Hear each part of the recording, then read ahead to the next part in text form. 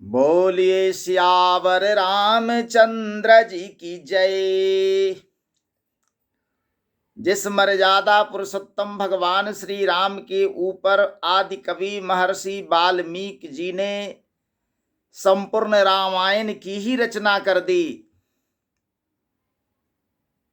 जिनके चरित्र के ऊपर श्री गोस्वामी तुलसीदास जी ने रामचरित मानस रच दिया, जिनके गुण गाते वेद और पुराण शास्त्र अघाते नहीं, जिनके गुणों का गान करते नारद सारद सहस्रों मुखों से शेष ऋषि मुनि संत सुजान, जिनके गुण गाते अघाते नहीं हैं, पार नहीं पाते हैं, उन भगवान श्री रामचंद्र जी की लीला का वर्णन मैं चंद मिनटों में कर सकूं, यह इतनी सामर्थ्य भला मुझ में कहां। फिर भी आज मैं आपको भगवान के कुछ क्या,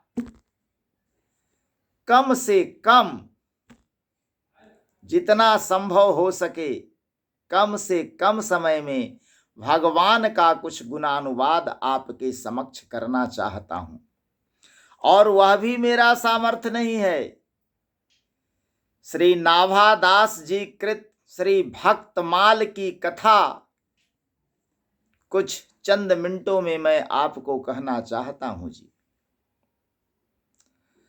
तो प्रस्तुत है श्री रामावतार की कथा। देखिए, गोस्वामी श्री तुलसीदास जी लिखते हैं कि जब जब हो ही धर्म के हानि,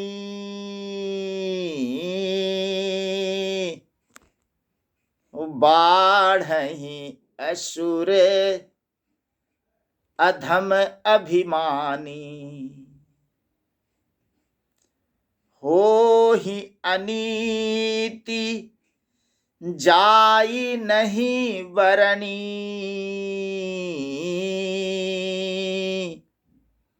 सीदहि विप्र धेनु सुर धरनी, तब तब प्रभु धरि विविध शरीरा, हरहि कृपा निधि सज्जन पीरा। बोलिए सियावर रामचंद्र जी की जय। तुलसीदास ही आगे कहते हैं कि असुर मारि थापहि सुरन, राखहि निज श्रुति से तु, जग विस्तारहि बिसद जस, राम जन्म कर हे सियावर रामचंद्र जी की जय। माता भवानी के पूछने पर भगवान शंकर जी कहते हैं कि राम जन्म के हेतु अनेका, परम विचित्र एकते एका, कथा एक दुई कहूँ भवानी, सावधान भई सुनु मन मानी। तो उस भगवान की कितनी कथा कही जा सकती है भाई। फिर भी भगवान अपनी इसी प्रतिज्ञा के कारण असुरों का नाश करने और सज्जनों का पीर हरण करने, धर्म की संस्थापना के लिए समय समय पर इस धराधाम पर अवतरित होते रहते हैं जी। भगवान स्वयं तो करुणा वरुणालय भक्त वत्सल भगवान श्री रामचंद्र जी 4 रूप धारण करके श्री अयोध्यापति चक्रवर्ती महाराजाधिराज श्री दशरथ जी के पुत्र के रूप में चैत्र महीने के शुक्ल पक्ष की 9वीं तिथि को अर्थात राम नवमी को अवतरित हुए थे। महारानी कौशल्या जी की कुक्षी से स्वयं प्रभु श्री राम, कैकेयी जी की कोख से भरत जी और श्री सुमित्रा जी की कुक्षी से, उनके गर्भ से श्री लक्ष्मण और शत्रुघ्न प्रकट हुए। यथा समय जातकर्म, नामकरण, चूड़ाकरण, यज्ञोपवीत आदि संस्कार सानंद संपन्न हुए जी। श्री राम इसके बाद गुरु वशिष्ठ के आश्रम में पढ़ने के लिए चले जाते हैं। गुरु गृह गए पढ़न रघुराई, अल्पकाल विद्या सब पाई। और जब वे किशोरावस्था में प्रवेश करते हैं तो जही विधि सुखी हो ही पुर लोगा, करहि कृपा निधि सोई संजोगा। आय सुमांगी करहि पुर काजा, देखि चरित हर सई मन राजा। इसी हर्षोल्लास के बीच एक दिन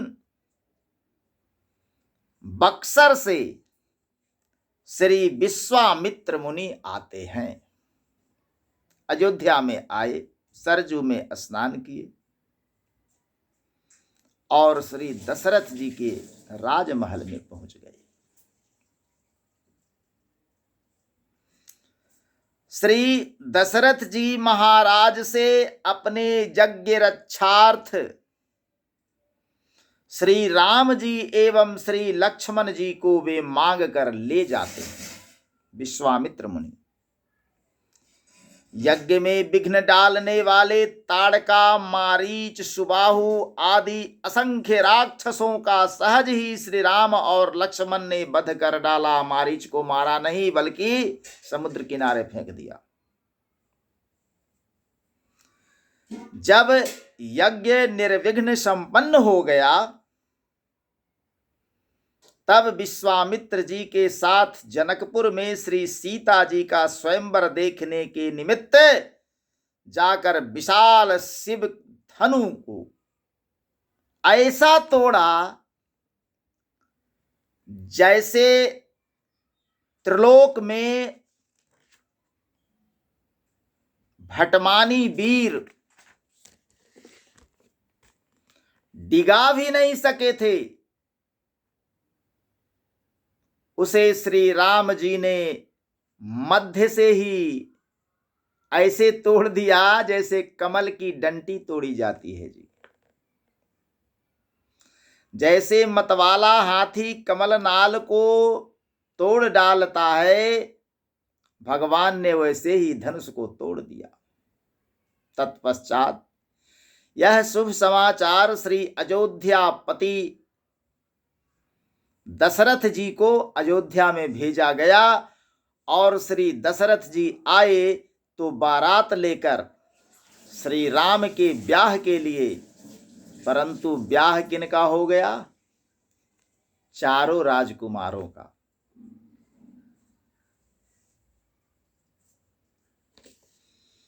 श्री सीता जी के साथ श्री राम जी का विवाह हुआ, उर्मिला जी के साथ श्री लक्ष्मण जी का विवाह हुआ, मांडवी के साथ श्री भरत जी का विवाह हुआ और श्रुति कीर्ति के साथ श्री शत्रुघ्न जी का विवाह हो गया। अपनी वृद्धावस्था का आभास पाकर जैसे ही श्री दशरथ जी ने दर्पण में देखा कि मेरे कान के पास के कुछ बाल सफेद हो गए हैं उन्हें वृद्धावस्था का आभास हुआ तो दशरथ जी महाराज ने उत्तम गुणों से युक्त और सत्य पराक्रम से सद्गुणशाली अपने प्रियतम ज्येष्ठ श्रेष्ठ पुत्र श्री राम को, जो प्रजा के हित में संलग्न रहने वाले थे, प्रजा वर्ग का हित करने की इच्छा से प्रेम बस युवराज पद पर अभिषिक्त करना चाहा। तदनंतर श्री राम के राज्याभिषेक की तैयारियां देखकर रानी कैकेयी जी ने, जिसे पहले ही वर दिया जा चुका था, देव माया से मोहित होकर मंथरा से उकसाई जाकर राजा से यह वर मांगा कि श्री राम का निर्वासन वनवास हो, 14 वर्षों के लिए श्री राम वन जाएं और भरत का राज्याभिषेक हो। कैकेयी का प्रिय करने के लिए पिता की आज्ञा के अनुसार इनकी प्रतिज्ञा का पालन करते हुए श्री राम वन को चले। विदेह वंश वैजयंती मिथिलेश राजनंदिनी श्री राम प्रिया श्री जानकी जी एवं श्री सुमित्रा नंदन श्री लक्ष्मण जी भी प्रेम बस प्रभु के साथ चल दिए जी। उस समय पिता श्री दशरथ जी ने अपना सारथी भेजकर सुमंत जी को एवं पुरवासियों ने स्वयं साथ जाकर दूर तक उनका अनुसरण किया। श्री श्रृंगवेरपुर में गंगा तट पर अपने प्रिय सखा निषाद राज गुह के पास पहुंचकर धर्मात्मा श्री राम ने सारथी सुमंत्र जी को अयोध्या लौटने के लिए विवश करते हुए उन्हें विदा कर दिया। निषाद राज गुह लक्ष्मण और सीता के साथ श्री राम मार्ग में बहुत जल वाली अनेकों नदियों को पार करके, पहले तो उन्होंने गंगा जी को पार किया, फिर अनेकों नदियों को पार करते हुए एक वन से दूसरे वन को चलते चले गए। बीच में श्री भरद्वाज जी के आश्रम में, श्री वाल्मीकि जी के आश्रम में, श्री अत्रि अनुसुईया जी के आश्रम में, इस तरह से बहुत सारे ऋषियों के दर्शन करते हुए वे आगे बढ़ते चले गए।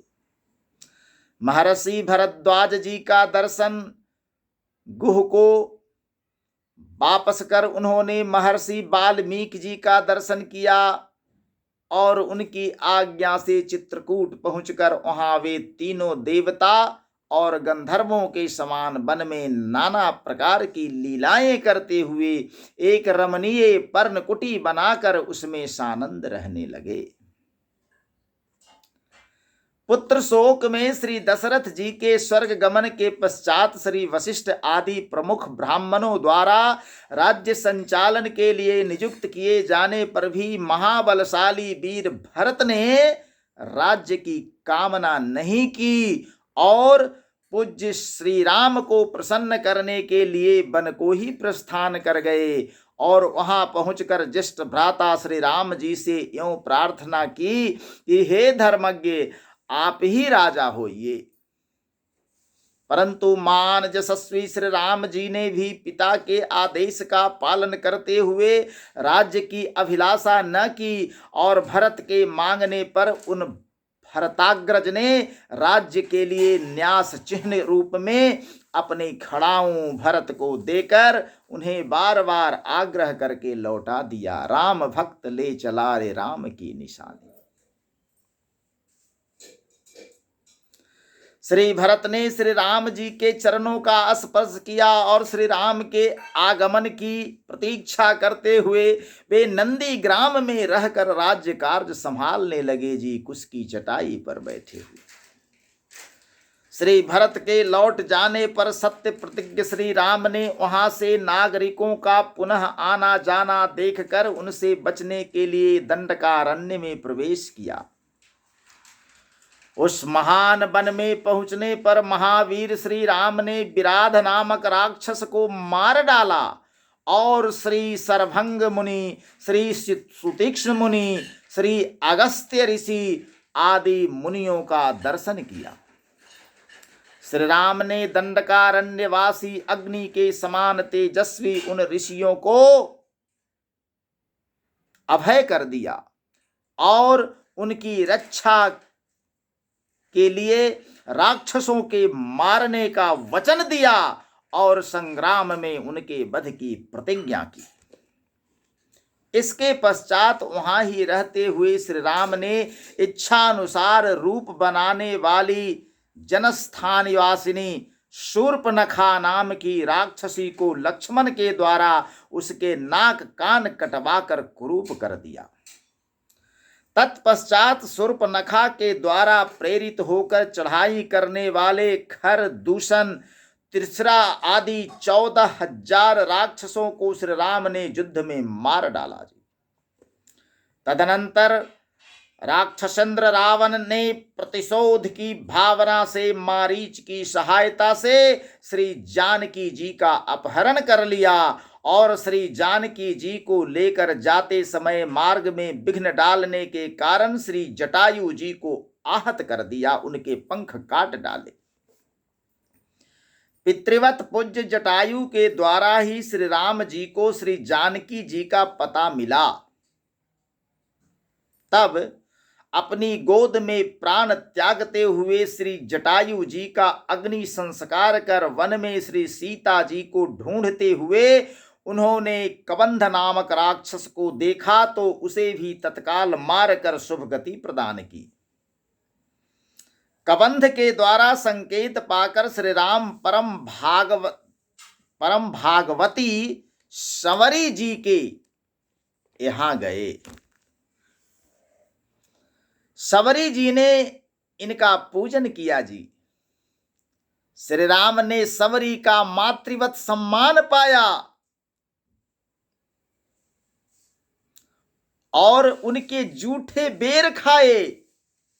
तत्पश्चात उनको भगवान श्री राम ने उत्तम गति प्रदान की।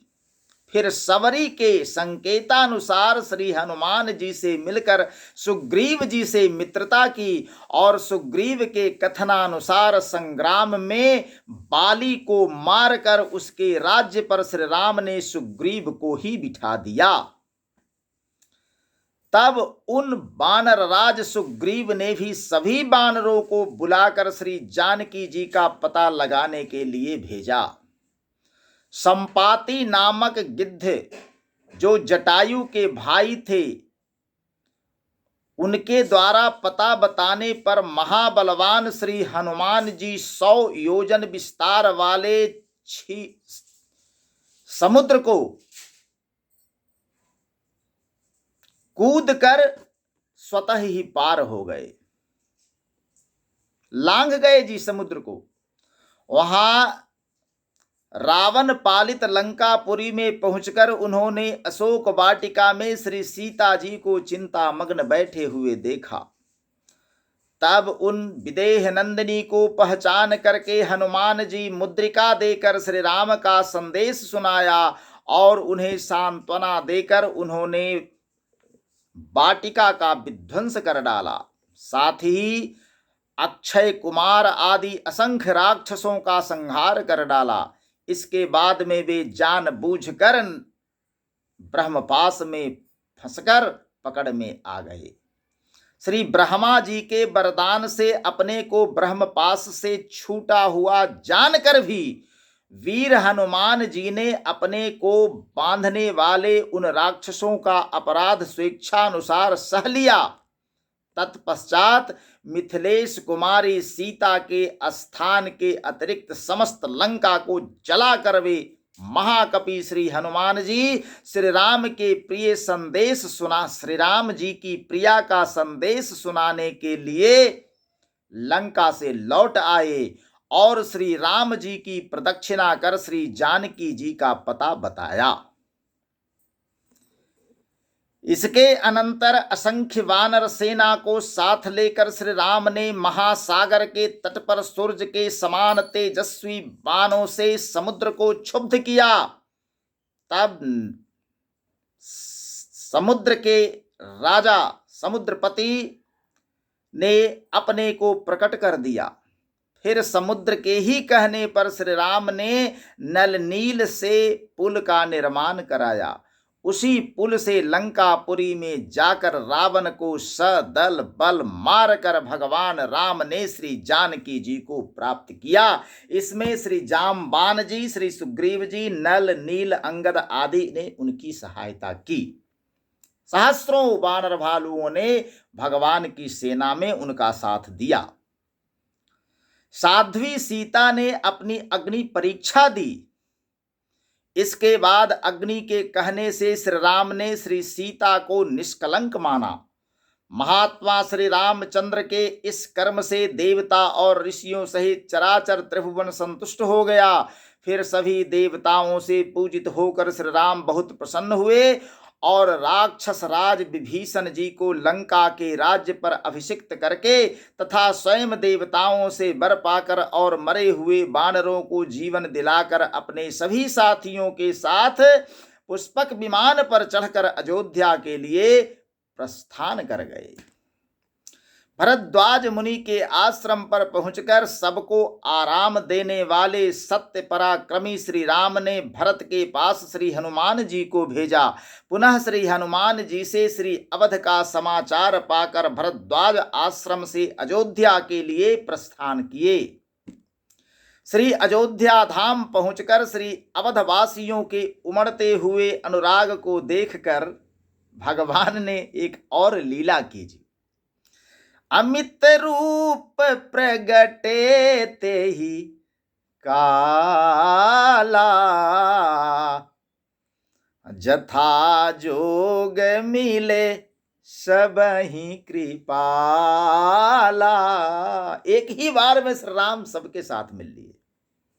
तत्पश्चात श्री वशिष्ठ जी के आदेशानुसार शुभ घड़ी में राज्य पर सिंहासनारूढ़ हुए, राज्य सिंहासन पर आसीन हुए।